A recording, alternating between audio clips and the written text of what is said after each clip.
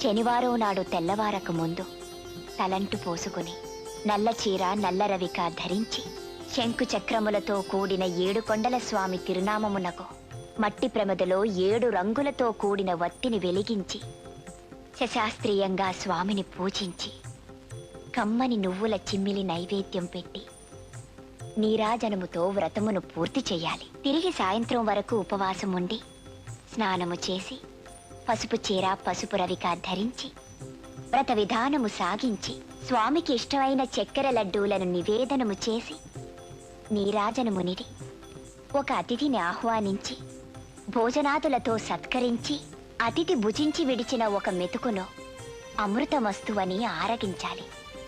అప్పటికి ఆనాటి శనివార వ్రతం పూర్తవుతుంది.